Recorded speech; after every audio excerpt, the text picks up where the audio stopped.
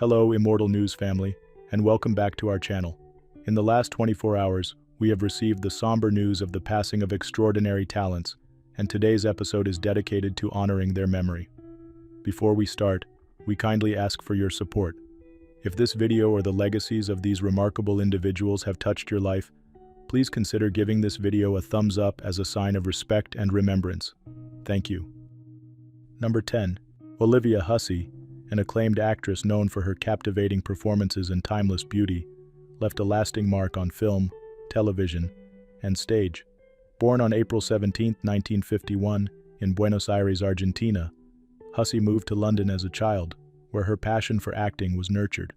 Her career took flight at the age of 15, when she was cast as Juliet in Franco Zeffirelli's 1968 adaptation of Romeo and Juliet, a role that catapulted her to international fame. The film received widespread acclaim and earned her a Golden Globe Award for Most Promising Newcomer. Hussey's talent and versatility shone across genres. In 1974, she led Bob Clark's Black Christmas, a seminal film in the slasher genre.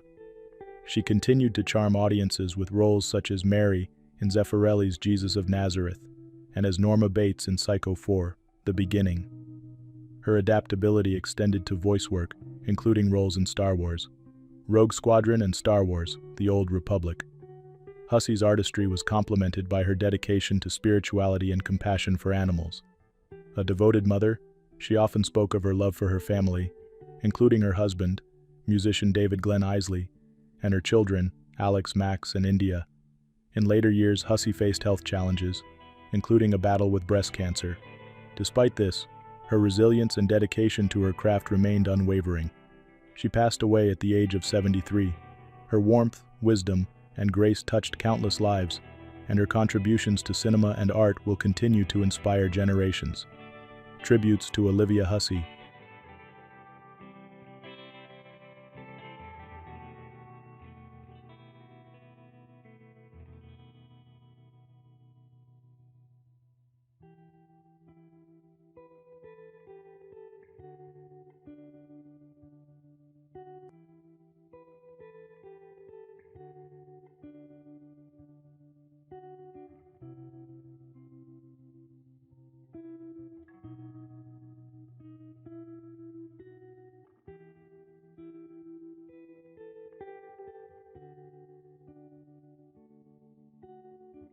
Number 9.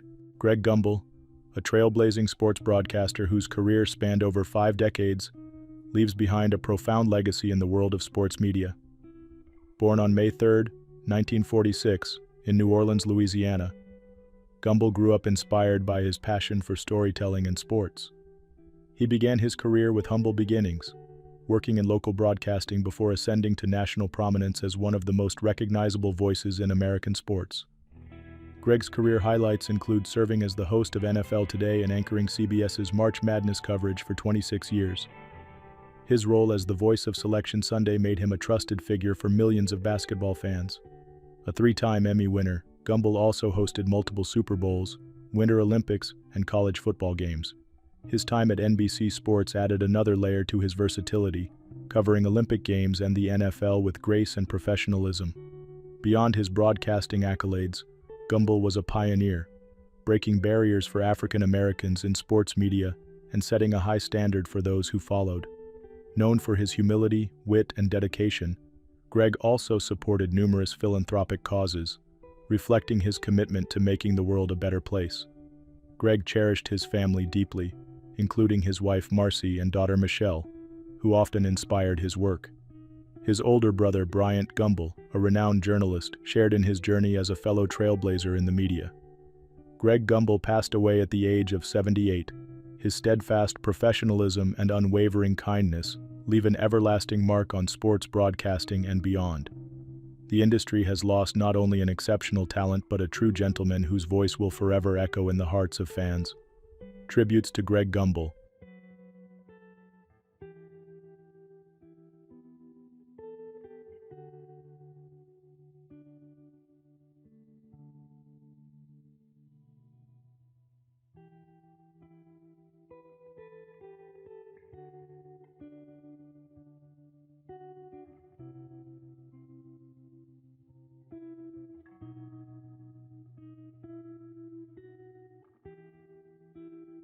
Number 8.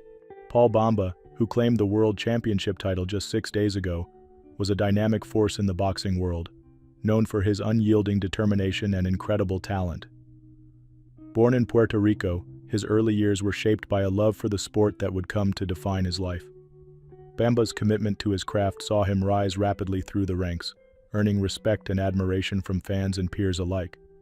His career reached its zenith with an awe-inspiring achievement, securing the Cruiserweight World Championship just days before his passing. By defeating Rogelio Medina, Bamba broke a historic record, achieving 14 knockouts in 2024, surpassing the legendary Mike Tyson's mark. This remarkable feat capped off an extraordinary year, solidifying his place among boxing's greats. Bamba's influence extended beyond the ring.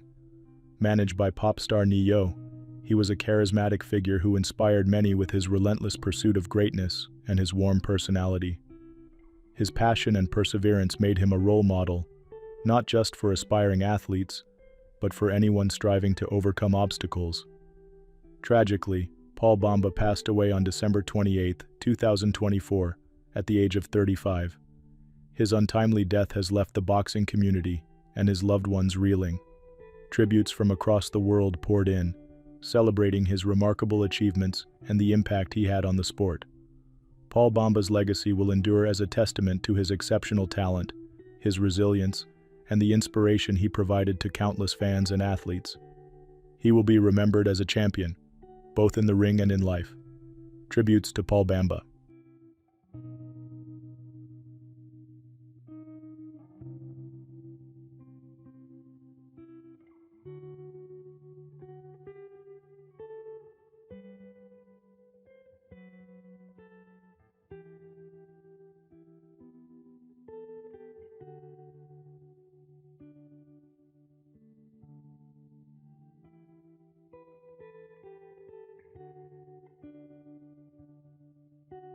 Number 7. Charles Shire, an accomplished filmmaker known for shaping romantic comedies and heartfelt dramas, left an indelible mark on Hollywood during a career that spanned decades. Born on October 11, 1941 in Los Angeles, California, Shire was immersed in the world of cinema early, as his father, Melville Shire, was a founding member of the Directors Guild of America. After attending UCLA, Shire honed his craft through the DGA apprenticeship program and as a writer for The Odd Couple, setting the stage for a stellar career in film. Shire's first major breakthrough came as the co-writer of Private Benjamin, a box office hit starring Goldie Hawn that earned him an Academy Award nomination and a Writers Guild of America award. Transitioning to directing, his debut film, Irreconcilable Differences, was praised for its nuanced storytelling and earned Golden Globe nods for its cast. He further cemented his legacy with Baby Boom, starring Diane Keaton, which explored feminist themes through a comedic lens. His most iconic work remains The Father of the Bride series, where his direction brought warmth and humor to a modern reimagining of the classic story, featuring Steve Martin and Diane Keaton. Beyond comedies, Shire explored period dramas with The Affair of the Necklace and demonstrated his versatility through projects like Alfie. Charles Shire was also a mentor and academic, shaping future filmmakers through roles at UCLA and other institutions. He received numerous awards for his work, including a Golden Globe and accolades for his commercial endeavors. Shire passed away at the age of 83. His films continue to resonate, celebrating timeless themes of love, family, and self-discovery. Tributes to Charles Shire.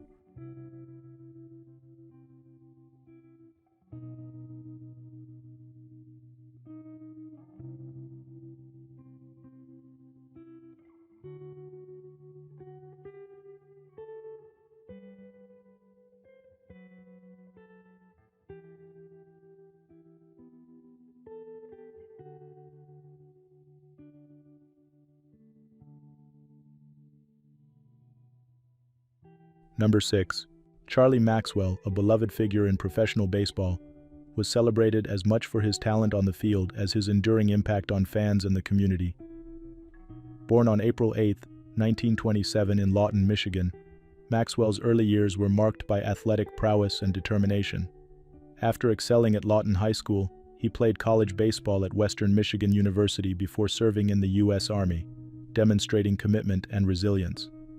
Maxwell's professional career began in the Boston Red Sox farm system in 1947, where he quickly showcased his batting skills. By 1955, he joined the Detroit Tigers, where his career flourished. Known as Sunday Charlie for his knack for hitting home runs on Sundays, Maxwell earned American League All-Star honors in 1956 and 1957. His defensive skills were equally remarkable, as he led AL outfielders in fielding percentage twice, in 1957 and 1960. Over 14 major league seasons, Maxwell amassed 148 home runs and 532 RBIs, leaving an everlasting mark on baseball history. Maxwell's popularity extended beyond the field. He was admired for his warmth and connection with fans, often engaging with young spectators at Tigers games. After retiring from baseball, he worked in the automotive industry and remained a revered figure in his hometown of Paw Paw, Michigan. In 2010, the community honored him with Charlie Maxwell Days, dedicating a monument and renaming the local baseball field in his honor. His legacy was further immortalized by the Paw Paw Brewing Company's Mr. Sunday Ale. Maxwell passed away in Paw Paw at the age of 97. His contributions to baseball and his community ensure his legacy will endure for generations. Tributes to Charlie Maxwell.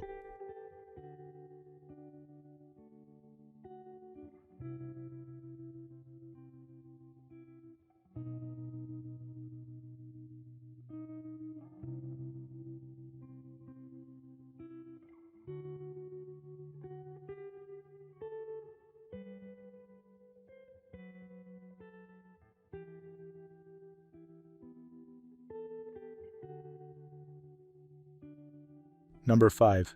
Carrie Jich, a dedicated public servant and accomplished legislator, was renowned for her impactful leadership and unwavering commitment to her community. Born and raised in Minneapolis, Minnesota, she graduated from Edison High School and the University of Minnesota, cementing her ties to the state she would tirelessly serve. Early in her career, Jich worked as an executive assistant to U.S. Senator Paul Wellstone and held key roles in Hennepin County, gaining valuable experience that informed her work in public office. Elected to the Minnesota Senate in 2012 to represent District 60, Jich quickly became a respected leader. She made history as Senate Majority Leader in 2023, using her platform to champion policies that benefited her constituents and the broader Minnesota community. Known for her compassionate yet determined leadership style, she fought for healthcare access, housing equity, and environmental protections. Among her notable achievements was passing legislation to ensure cancer patients could access wig coverage, reflecting her deep empathy and personal connection to the cause. Jich was also a trailblazer in building bipartisan consensus, earning respect from colleagues across the aisle. Her leadership was marked by a focus on finding practical solutions to complex issues, fostering a spirit of collaboration that left a lasting impact on Minnesota's legislature. Outside her career, Jich was a devoted family member and friend. She cherished time spent with her mother, Pat, her 5 siblings, nieces, nephews, and a close-knit community of colleagues and neighbors. Her battle with ovarian cancer was met with the same resilience and courage that defined her life.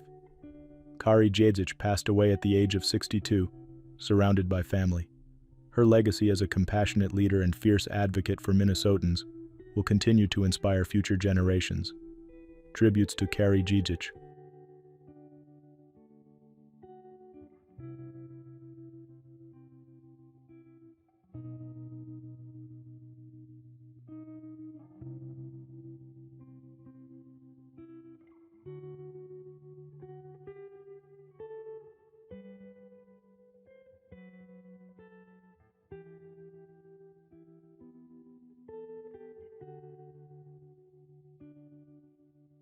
Number 4. Richard F. Colburn, a dedicated public servant and prominent figure in Maryland politics, leaves behind a legacy of service spanning decades. Born on February 9, 1950 in Easton, Maryland, Colburn's early years were shaped by his education at Easton High School and Chesapeake College, where he earned an associate's degree and several academic accolades. His formative experiences instilled a commitment to his community, eventually leading him into public service. Colburn began his career as a member of the Maryland House of Delegates before being elected to the Maryland State Senate in 1994. Representing District 37, which encompasses Caroline, Dorchester, Talbot, and Wicomico counties. Over his 5 terms, he became known for his bipartisan efforts, particularly in areas like environmental preservation, public safety, and veterans advocacy. Colburn's tenure included significant committee work on education, health, taxation, and Chesapeake Bay conservation. As Senate Chair of the Eastern Shore Delegation, he championed rural development and conservation initiatives.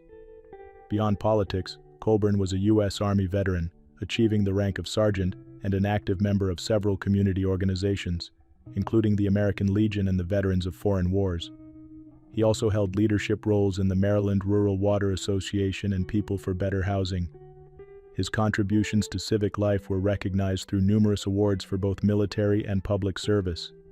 In his personal life, Colburn was married to Alma Colburn and was an active member of Zion United Methodist Church. His dedication to his constituents and tireless advocacy for his community earned him widespread respect. Colburn passed away at the age of 74. His enduring contributions to Maryland's legislative progress and his steadfast service to his community will be remembered. Tributes to Richard F. Colburn.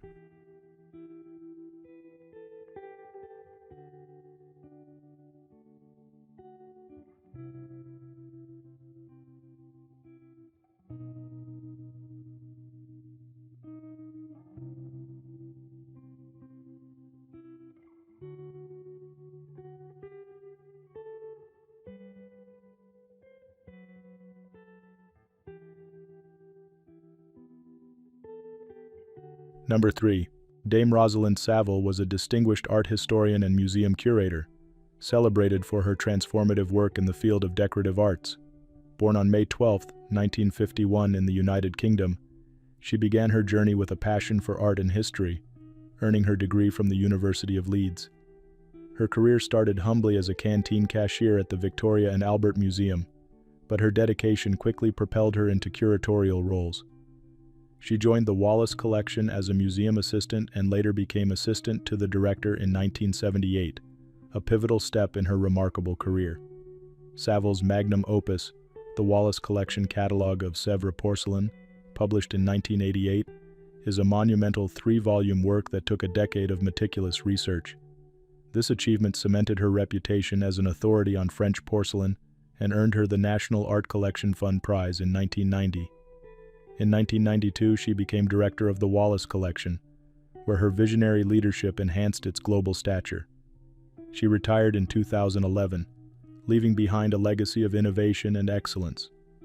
Throughout her career, Saville was deeply involved in various organizations, serving on committees for the National Trust, English Heritage, and the Royal Mint.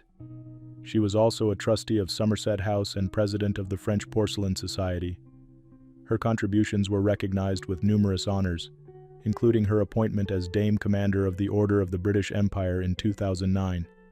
Saville passed away at the age of 73 after a brief illness. Her unparalleled scholarship, commitment to the arts, and generous mentorship have left an indelible mark on the museum world and beyond. Her life's work continues to inspire art lovers and professionals alike. Tributes to Dame Rosalin Saville.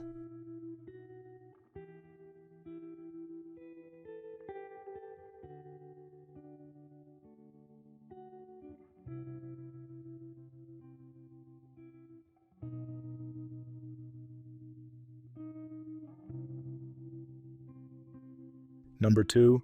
David B. Rivkin, an influential attorney, legal scholar, and advocate for constitutional principles, devoted his career to shaping national discourse on law, public policy, and governance. Born in 1956 in the Soviet Union, Rivkin's early experiences under an authoritarian regime deeply influenced his passion for individual freedoms and constitutional law. After emigrating to the United States, he pursued higher education at Georgetown University and Columbia Law School, earning accolades for his expertise in Soviet affairs and international law. Rivkin served under Presidents Ronald Reagan and George H.W. Bush in various policy and legal roles, including as Deputy Director of the Office of Policy Development at the Department of Justice. He was instrumental in crafting deregulation strategies and energy policies, significantly contributing to the Clean Air Act and FERC Order 636. Later, his private legal career flourished at Baker Hostetler, where he represented foreign governments and corporate entities while advocating for robust constitutional interpretations. A prolific writer and commentator, Rivkin authored over 360 articles, tackling topics from healthcare reform to environmental policy. His media presence spanned major networks, offering sharp insights on pressing legal issues. Rivkin gained prominence as lead counsel in the 2010 Florida vs. U.S. Department of Health and Human Services case, challenging the Affordable Care Act's constitutionality. His steadfast defense of constitutional principles earned him widespread respect. In addition to his legal acumen, Rivkin was a visiting fellow at the Center for the National Interest, a Foundation for Defense of Democracy's fellow, and a United Nations Human Rights Subcommission member. Despite his high-profile career, he remained devoted to advancing public understanding of legal and constitutional matters. David B. Rivkin passed away at the age of 68. His legacy as a defender of constitutional governance and civil liberties endures. Tributes to David B. Rivkin.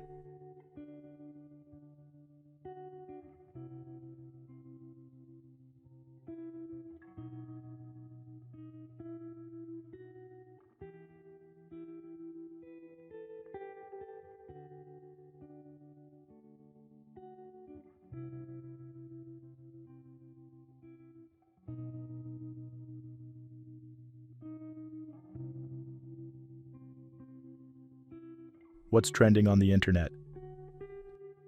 News 1.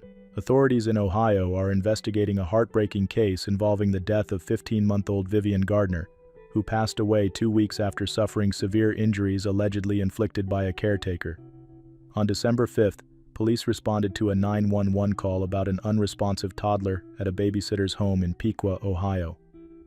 The child was later flown to Dayton Children's Hospital, where doctors discovered extensive injuries, including a skull fracture and internal brain bleeding. Tragically, Vivien succumbed to her injuries on December 19th. According to police, 34-year-old Michael Mayer, who was left in charge of the children while the babysitter ran errands, admitted to shaking and slamming the child on the floor when she wouldn't stop crying. He claimed to have done so multiple times before believing she had fallen asleep. Doctors described the injuries as consistent with a massive impact, citing a subdural hematoma, a dangerous collection of blood on the brain's surface. Vivien's death has left the community devastated. Mayer was arrested shortly after the incident and charged with felonious assault and child endangerment. He is currently held on a $1 million bond at Miami County Jail. Authorities have not yet filed additional charges following the toddler's passing. The case highlights the importance of vigilance in childcare settings and the devastating consequences of unchecked frustration. Investigations are ongoing, and the community mourns the loss of a life cut tragically short. News 2. A Christmas celebration turned tragic in Brazil after 3 family members died, and 3 others were hospitalized after eating a homemade Christmas cake. The incident has now sparked a new investigation into the death of the baker's husband months earlier.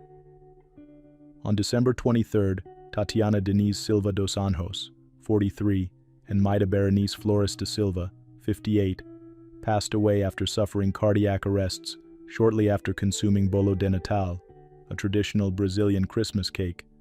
Noza Denise Silva dos Anjos, 65, succumbed to shock after poisoning the following day, according to reports from the Nossa Senhora dos Navegantes de Torres Hospital. Zeli Terezinha Silva dos Anjos, 61, who prepared the cake, and a 10-year-old boy remain hospitalized alongside an unidentified third person. Initial laboratory tests have detected arsenic in the victims' bodies, prompting further investigation. The incident has also reopened questions about the death of Zeli's husband, Paulo Luis, who passed away in September from suspected food poisoning. His death was initially considered natural and not investigated, but authorities now plan to exhume his body to determine if poisoning was involved. Detective Marcos Vinicius Velo, leading the case, emphasized the importance of uncovering the truth. A family friend told O Globo that the cake recipe was a cherished tradition, with no prior issues or conflicts reported. Authorities continue their investigation as the community mourns the loss of loved ones during what should have been a joyful holiday season. News 3. A shocking discovery unfolded on California's Palos Verdes shoreline over Christmas week, as 2 human legs and a femur were found within 48 hours. On Christmas morning, Palos Verdes Estates Police responded to a call about a human leg found near the 800 block of Paseo del Mar. According to Police Captain Aaron Belda, Officers, along with coroner investigators, discovered a second leg and a femur during a subsequent search on December 26. Details about the condition of the remains have not been disclosed. Authorities used a cadaver dog to assist in the search, but found no additional remains. Belda confirmed to People that there are currently no plans to extend the search. The remains' connection to an overturned fishing boat discovered in the area earlier in the week is being investigated. The vessel belonged to two fishermen, both described as 50-year-old males, who were reported missing on December 24th. Their families expected them home at midnight following their fishing trip, which coincided with a small craft advisory warning of 10-foot-high waves in Los Angeles County. "We don't have any evidence to support a connection, but we're not ruling anything out," Belda stated, noting that all possibilities are being carefully considered. Residents shared their shock over the tragic finds. "This is terrible. It's Christmas, a season of joy. My heart goes out to the families," local resident John Creighton told NBC Los Angeles. Authorities continue to investigate, offering the community both reassurance and condolences. News 4. Survivors of the tragic Azerbijan Airlines crash on Christmas Day are sharing their harrowing experiences, offering moments of gratitude amidst the devastation. Azerbijan Airlines Flight 8243, carrying 67 passengers from Baku to Grozny, Russia, crashed near Aktau, Kazakhstan, leaving 29 survivors and a profound sense of loss. Flight attendant Zulfigar Asadov recounted his ordeal from a hospital bed in Baku, saying, "Thank God I'm alive." Passenger Subhankul Rakimov described the terrifying moments after hearing a loud noise and feeling the aircraft twist violently. "I thought that was my last prayer," he shared, later realizing the crash had ended as he heard the sounds of fellow passengers moaning in pain. Another flight attendant, Aidan Rahimli, woke up after the crash surrounded by rescue workers, disoriented but grateful to be alive. The aftermath of the crash was equally emotional for loved ones. Asadov's daughter, Konal, received a call confirming her father's survival but struggled to believe it until she heard his voice. "I thought I was being deceived, that he couldn't have survived something like that," she said. Preliminary investigations suggest physical and technical external interference may have contributed to the crash, prompting an ongoing inquiry by Azerbaijan, Kazakhstan, and Russian officials. Regular flights to 8 Russian cities have been suspended as a precaution. The survivors' stories serve as a reminder of resilience amid tragedy, as families and officials work toward answers and healing. News 5. A Massachusetts family has been identified as the victims of a suspected carbon monoxide poisoning incident at their lake house in Wakefield, New Hampshire, on Christmas Day. Matthew Goldstein, 52, a beloved elementary school teacher, his wife Lila Goldstein, 54, and their daughters Valerie, 22, and Violet, 19, were tragically found deceased during a welfare check. Matthew, a dedicated educator at Edith C. Baker School in Brookline, left a lasting impact on his students and colleagues. Mr. Goldstein's dedication to inspiring students and shaping young minds has left an indelible mark, said Brookline Superintendent Linus Guillory. Our thoughts and prayers are with his family and the entire community. Authorities believe carbon monoxide poisoning caused the deaths, with Matthew's cause officially confirmed. Investigators are still examining the home's gas heating system to determine the source of the suspected leak. Preliminary findings revealed no working carbon monoxide alarms in the home. The family had planned to attend a holiday gathering, and their absence led relatives to alert local authorities who discovered the tragedy. Neighbor Ed Arcan expressed shock, stating, "Every time we pass that house, we'll think of this." In response, Brookline Public Schools will offer grief counseling for students, staff, and families. Principal Saeed Ola emphasized the community's need for support in the face of this heartbreaking loss. This tragedy serves as a sobering reminder of the importance of working carbon monoxide alarms in every home. News 6. Stephen Weatherford Jr., 37, tragically lost his life in a house fire on Christmas Day while searching for an engagement ring he planned to use to propose on New Year's Eve. The fire broke out early Wednesday morning at a home in Oakland, California, where Weatherford was visiting family. Fire crews were called to the scene around 6:15 a.m. and later found Weatherford unconscious inside. Despite their efforts, he did not survive. Weatherford's girlfriend, Lashante Mayo, spoke of his kind-hearted nature, saying, "He was truly the best person you could ever meet. He loved his family, his friends, everybody so much." Family members revealed that Weatherford had been planning the surprise proposal but became trapped while trying to retrieve the ring. According to his aunt, Eunice Smith, Weatherford ensured others made it to safety before his final moments. "He was trying to save everybody," she shared. "They were calling for him, but he never made it out." The Oakland Fire Department has determined the fire was accidental. Meanwhile, neighbors have started a GoFundMe campaign, raising over $16,000 to assist the family with immediate expenses in Weatherford's memorial. Weatherford's selflessness and love for his family leave a lasting legacy. His bravery and devotion in his final moments serve as a poignant reminder of his incredible spirit.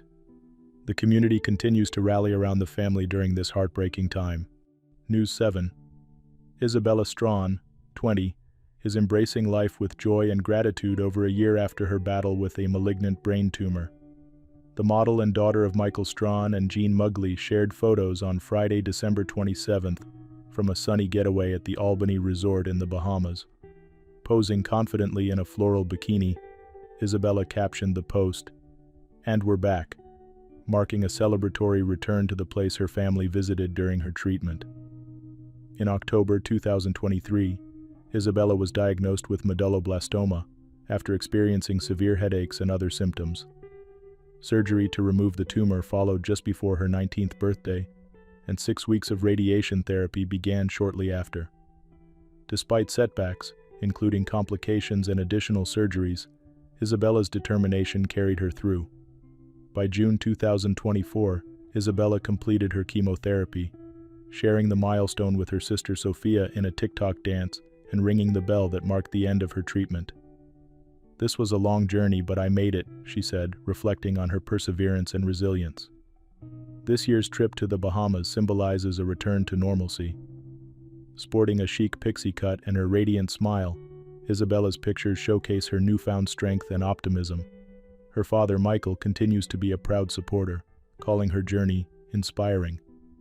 For Isabella, the sandy beaches and sunny skies now represent not just a vacation, but a celebration of life's second chances. News 8. A Queensland man tragically lost his life after a shark bite during a family fishing trip off the Keppel Islands on Saturday, December 28. Emergency crews rushed to Humpy Island in the Keppel Bay Islands National Park after receiving reports of the attack at approximately 4:30 p.m.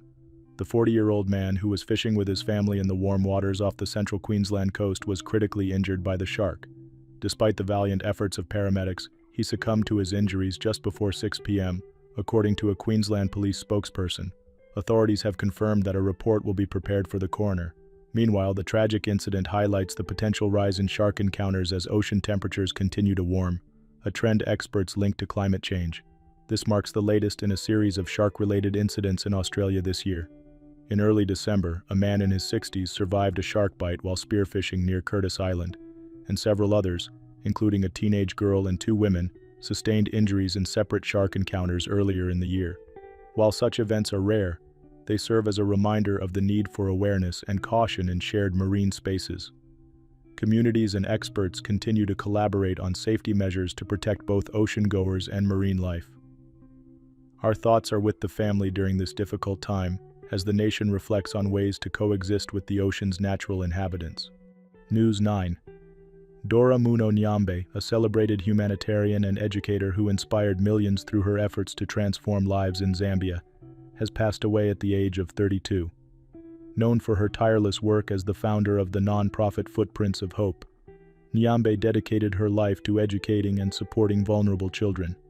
Her passing was announced on her TikTok and Instagram accounts on December 27th, with a message calling her a beloved mother, heroine, and an extraordinary woman. A teacher who identified as Nyambe's best friend shared that she died on December 25th. The cause of death remains undisclosed. Nyambe, who gained over 4 million TikTok followers, used her platform to raise awareness about poverty, child marriage, and access to education.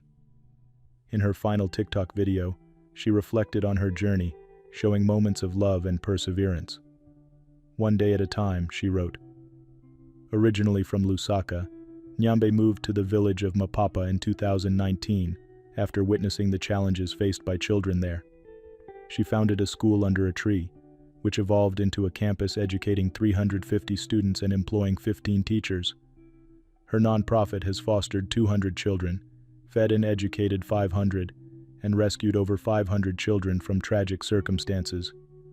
Through her TikToks, Nyambe shared stories of resilience and hope, showing the humanity and potential in every child. Her legacy continues through the lives she touched and the community she built. Number 1. John B. Cobb, a distinguished theologian, philosopher, and environmentalist, profoundly influenced numerous disciplines with his groundbreaking work. Born in Kobe, Japan on February 9, 1925, to Methodist missionary parents, Cobb's formative years in multicultural environments nurtured his pluralistic outlook. Moving to the United States during World War II, he experienced cultural dissonance that fueled his commitment to justice and ecological integrity. Cobb's academic journey included a PhD from the University of Chicago, where he was inspired by Alfred North Whitehead's process philosophy. A pioneer of process theology, Cobb applied this framework to ecological ethics, economics, and interfaith dialogue. His seminal book, Is It Too Late? A Theology of Ecology, was the first to explore environmental ethics through a theological lens. Another milestone, For the Common Good, co-authored with Herman Daly, critiqued growth-driven economics and advocated sustainability, earning the Grawemeyer Award for Ideas Improving World Order. Cobb's interdisciplinary approach was evident in his integration of theology with biology, economics, and education. As co-founder of the Center for Process Studies, he fostered global dialogues, including initiatives in China to promote ecological civilization. His pluralistic theology bridged Christianity and Buddhism, emphasizing mutual transformation over conversion. A lifelong advocate for ecological justice, Cobb critiqued consumerism and anthropocentrism, urging a shift towards community and environmental balance. He authored over 50 books and received numerous honorary doctorates, cementing his legacy as a visionary thinker. John B. Cobb passed away at the age of 99. His contributions continue to inspire efforts toward sustainability, interfaith harmony, and a more integrated understanding of life's interconnectedness. Tributes to John B. Cobb.